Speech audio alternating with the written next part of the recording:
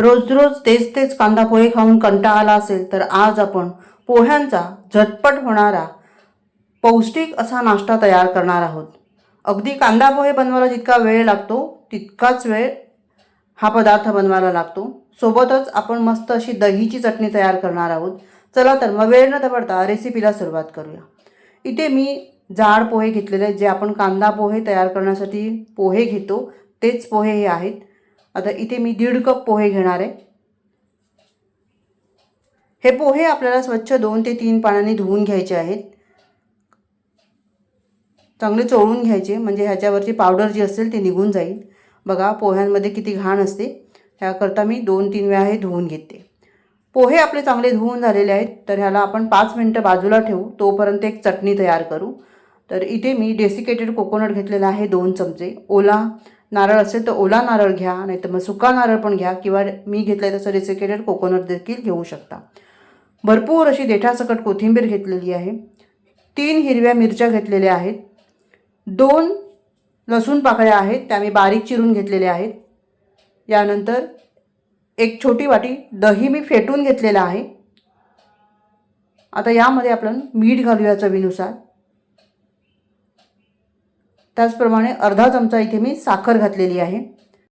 हे सर्व मिक्सरला आपण वाटून घेऊया. ह्यामध्ये मी पाणी घातलेलं नाही आहे, कारण दहीचं पाणी आहेच. तर इथे बघा मस्त अशी ही चटणी तयार झालेली आहे. आता ह्याला आपण फोडणी देऊया.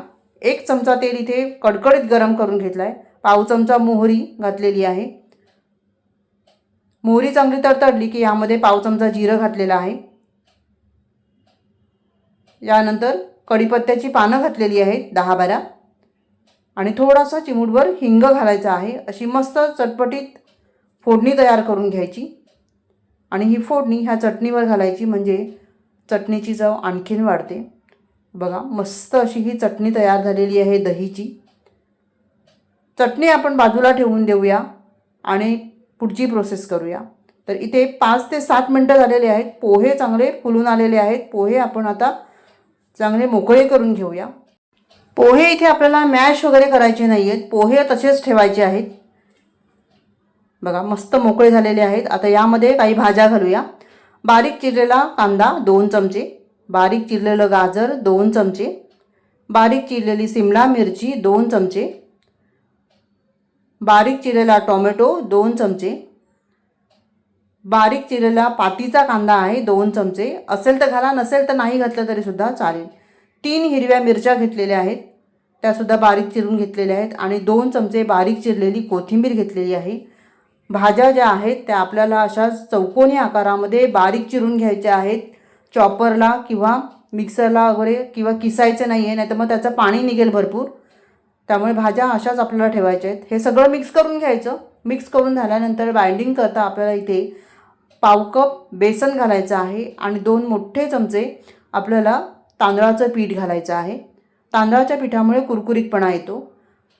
मीठ घालायचं आहे चवीनुसार आणि हे सगळं आपल्याला व्यवस्थित मिक्स करून घ्यायचं आहे. मिक्स करून झाल्यानंतर यामध्ये आपल्याला थोडं थोडं करून पाणी घालायचं आहे आणि हे बॅटर जे आहे ते आपल्याला थोडंसं लुसलुशीत तयार करायचं आहे. आता पोहे जे आहेत तुम्ही जितकं पाणी घालाल तेवढं पाणी पोहे शोषून घेतं, त्यामुळे पाणी थोडं थोडं करून घाला, नाहीतर मग एकदमच हे पातळ होऊन जाईल. तर अशा पद्धतीने मी ह्याला पाण्याचा हापका मारून मारून हे थोडंसं लुसलुशीत तयार करून घेतलेलं आहे. आता बघा हे व्यवस्थित असं एकजीव झालं पाहिजे. चांगलं बाइंडिंग हे व्हायला पाहिजे. हे आपल्याला असं थापता आलं पाहिजे. इथपर्यंत हे पीठ तयार करून घ्यायचं आहे. तवा चांगला गरम करून घ्यायचा. तव्यावर थोडंसं तेल पसरवून घ्यायचं. ह्या रेसिपीकरता तेल कमी लागतं आणि पटकन होणारा हा नाश्ता आहे. फक्त भाज्या चिरण्यासाठी जो काही वेळ लागतो तोच वेळ लागतो. तेल चांगलं गरम होऊ द्यायचं आहे. यानंतर मी पळीच्या साहाय्याने हे बॅटर घालते आहे आणि ह्याची आपल्याला टिक्की तयार करून घ्यायची आहे. तर हलक्या हाताने ह्याला थोडंसं प्रेस करून घ्यायचं. थोडंसं जाडच आपल्याला हे ठेवायचं आहे, एकदम पातळ करायचं नाही, नाहीतर मग नाश्ता जो आहे तो तुटून जाईल. तर ह्याचे असे तुम्ही पॅनकेक तयार करू शकता. तुम्हाला छोटे मोठे ज्या आकारात हवे आहेत त्या आकारात तुम्ही ह्याचे पॅनकेक तयार करून घेऊ शकता. तर इथे मी मध्यम आकाराचे हे पॅनकेक तयार करून घेते आहे. एकदम छोटे पण नाही करत.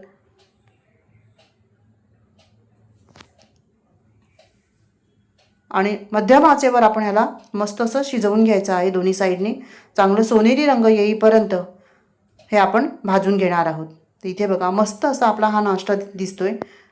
ह्यामध्ये आपण कुठलेही मसाले घातले नाहीत, फक्त आपण मीठ घातलेलं आहे. तरीसुद्धा हा नाश्ता खूप टेस्टी लागतो. बनवायला अतिशय सोपा आहे, कमी साहित्यात होतो. तुमच्याकडे ज्या भाज्या असतील त्या कुठल्याही भाज्या तुम्ही ह्यामध्ये वापरू शकता. काहीच भाज्या नसतील तर कांदा, टोमॅटो, कोथिंबीर, मिरची घालूनही तुम्ही हा नाश्ता तयार करून घेऊ शकता. पण भाज्या असत्या तर थोडा पौष्टिक होतो हा नाश्ता, त्यामुळे मी इथे भाज्या वापरलेल्या आहेत. ह्याला उलट करून घेऊया. बघा दोन्ही साईडने आता आपण खरपूस ह्याला भाजून घेणार आहोत. अगदी मध्यम आचेवर मस्त असं भाजून घ्यायचं आहे. कांदा पोहे बनवायला जितका वेळ लागतो तितकाच वेळ हा नाश्ता बनवायला लागतो. तर इथे बघा मी दोन्ही साईडने मस्त असं हे शेकून घेतलेलं आहे. वरून कुरकुरीत आणि आतून सॉफ्ट असा हा नाश्ता आहे. तुम्ही मुलांना हा टिफिनला पण देऊ शकता. मात्र टिफिनला देताना यापेक्षा टिक्की ज्या आहेत त्या थोड्याशा लहान करा. तर इथे बघा मस्त असा हा नाश्ता तयार झालेला आहे. झटपट नाश्ता तयार होतो. तुम्हाला थोडंसं अजून क्रिस्पी करायचं असेल तर मात्र ह्यापेक्षा जास्त वेळ तुम्हाला द्यावा लागेल. तर इथे आपला हा नाश्ता तयार झालेला आहे. चटणी पण आपली मस्त अशी चटपटीत दह्याची तयार झालेली आहे आणि तुम्ही हा नाश्ता मस्त असा एन्जॉय करू शकता. अगदी झटपट होणारा नाश्ता आहे. रोजचे कांदा पोहे खाऊन कंटाळा आला असेल तर हा नाश्ता एकदा जरूर ट्राय करून बघा. तुम्हाला एक टिक्की मी तोडून दाखवते. याला तुम्ही पॅनकेक म्हणू शकता पोह्यांचे, किंवा मग तुम्ही पोह्याचं उत्तप्पम पण म्हणू शकता. तर इथे आपण दही, इनो, सोडा काहीही वापरलेलं नाही आहे, तरीसुद्धा मस्त असा हा नाश्ता तयार होतो. रेसिपी आवडली तर लाईक आणि कमेंट करायला मात्र विसरू नका.